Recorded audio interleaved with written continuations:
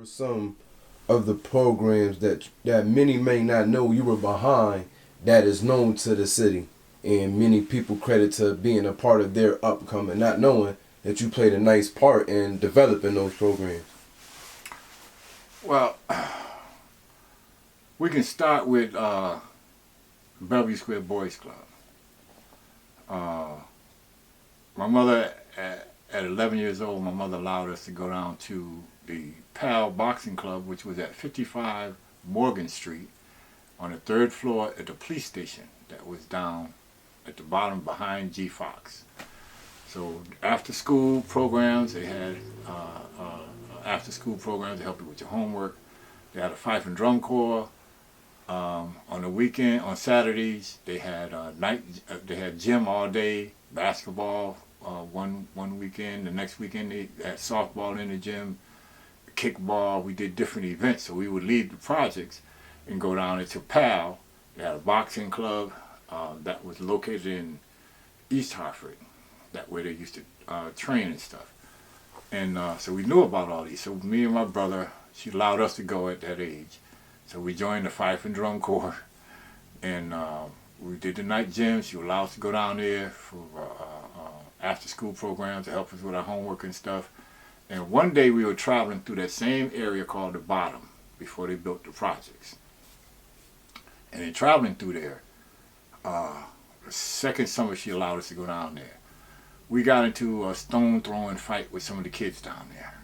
And one of the kids hit one of the guys in our group, creased him in the head, little blood trickled down, he's bleeding. We ran to the police station and told the police officers that, the kids attacked us with rocks and stuff, and they saw the blood and they wiped it off.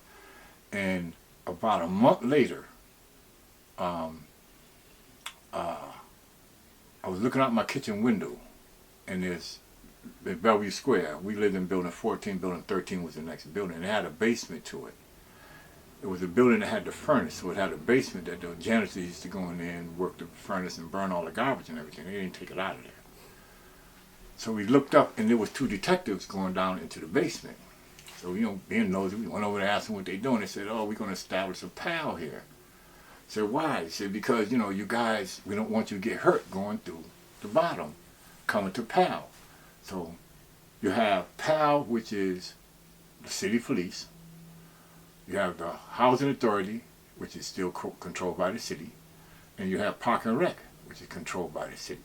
And then you have the city council, who controls them all.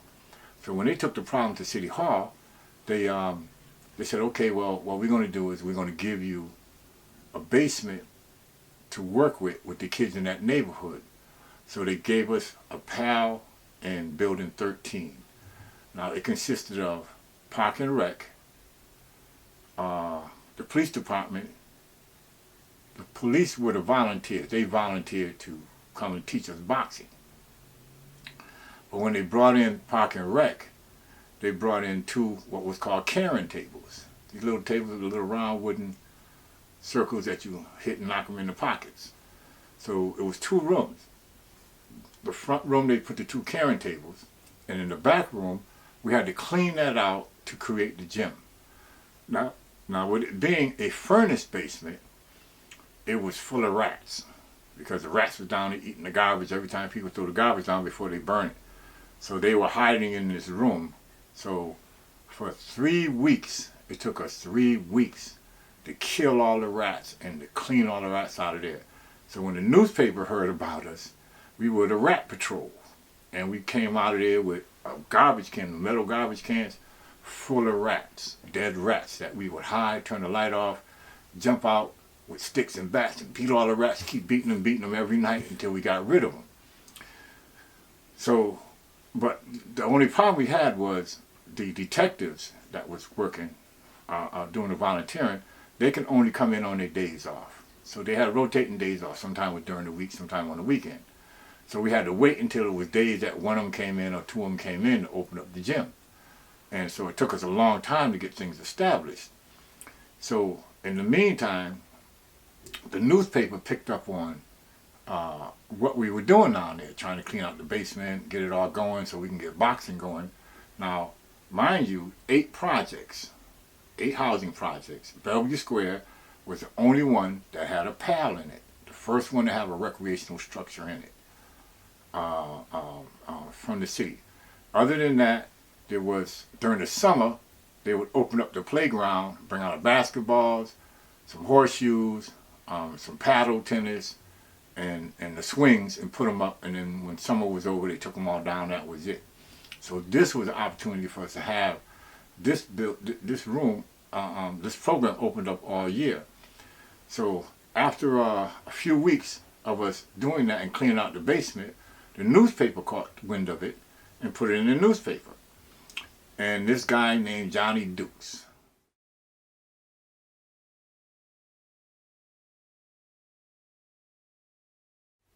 heard about what we were doing down there. Now, he's a boxer. He was an ex-boxer. He knew a lot of the legendary boxers back then. And he worked for the city driving a garbage truck.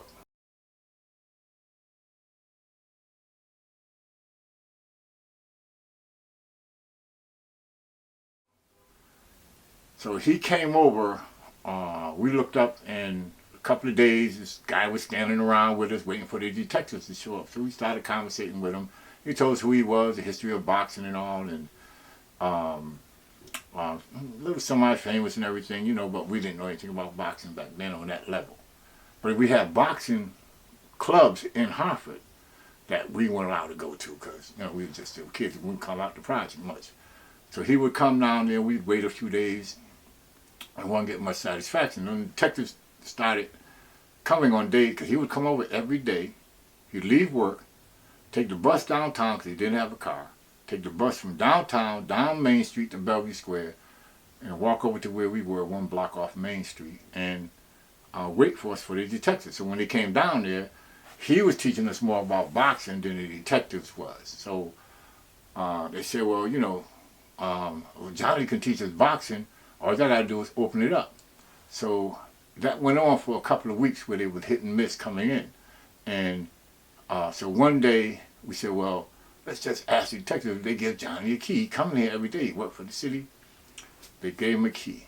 So Johnny came over every day, opened it up, we cleaned it all out, and eventually the city brought over the boxing ring and some boxing equipment and stuff. And we started creating, we set up the ring in the back and started creating the Bellevue Square Boys Club. I was the president of the Bellevue Square Boys Club.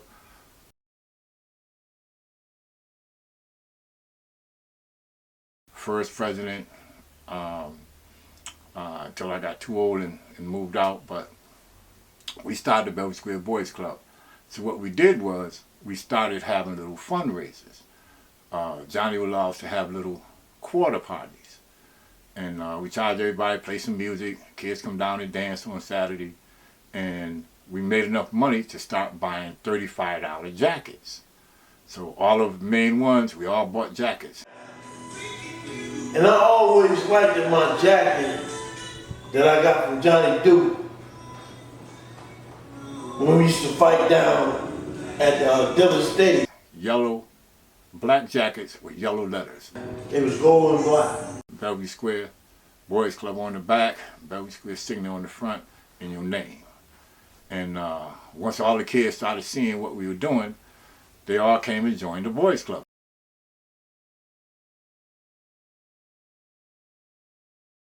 We were not a gang. We did not, there wasn't no gang thing going on back then. So they all came, we ended up with like 300 kids at the project that joined the boxing club.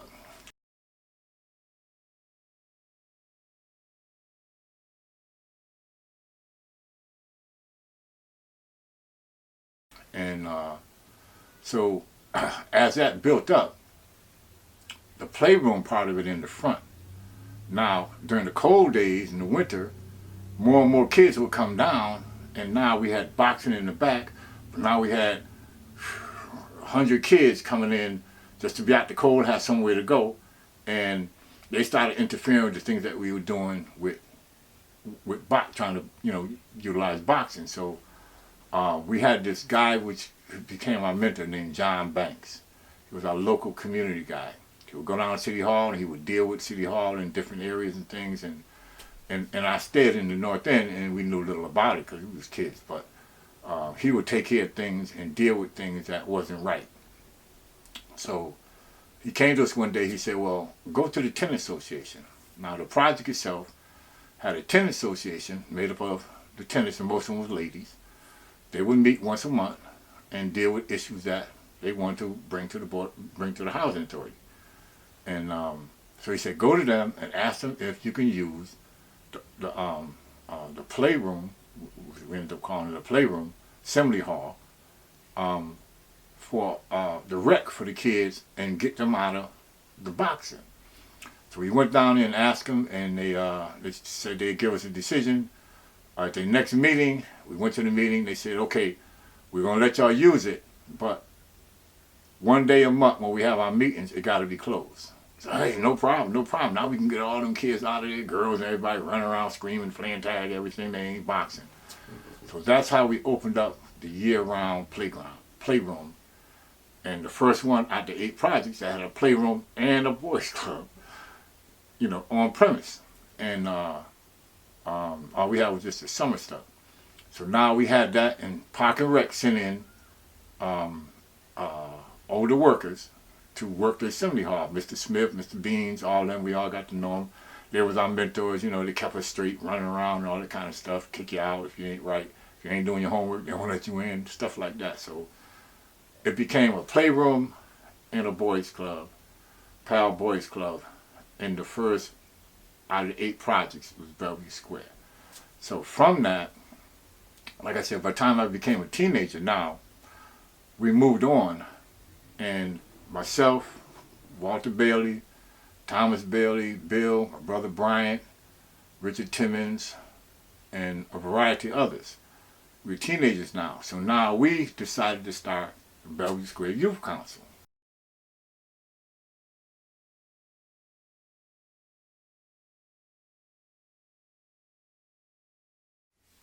We wanted to decide, nobody was deciding enough for the teenagers, so we're going to decide stuff for the teenagers. So we started having meetings, and John Banks gave us a book called Robert's Rules of Order that we ran the meeting by. So we read the book and ran the meeting like white people, you know what I'm saying?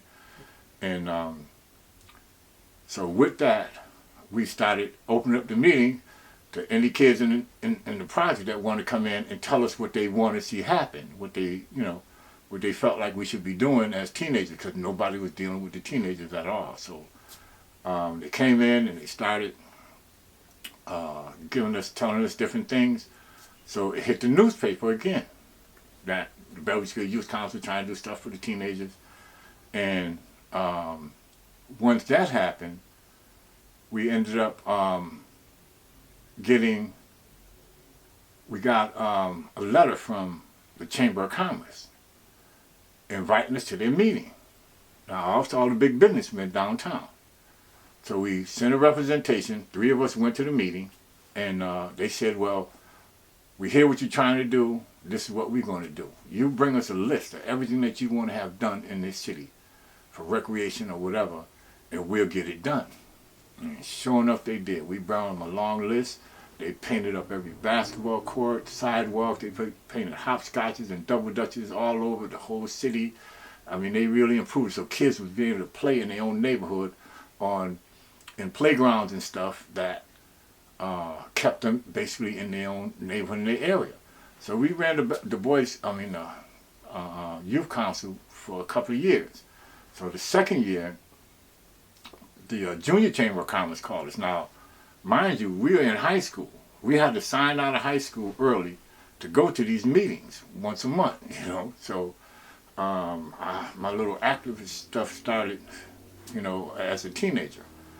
So once we got the youth council going, we received a letter through the tennis association from UConn.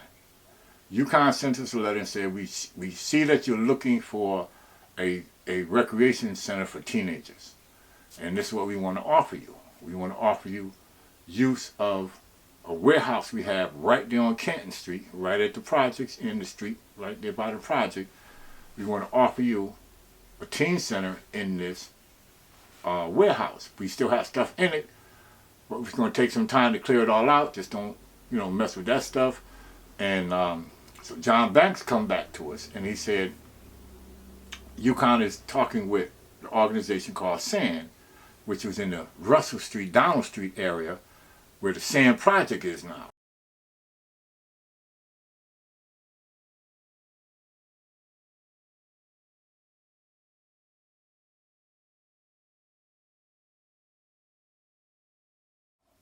That was all the major streets. They tore them all down and put that up. But before that happened, the SAND Corporation with CRT, Josh Smith, he was with CRT, Bob Litchfield and his wife were the president and vice president. Bob Belcher was a youth director, and there were a couple other people that they had working at this little one-family house as an office.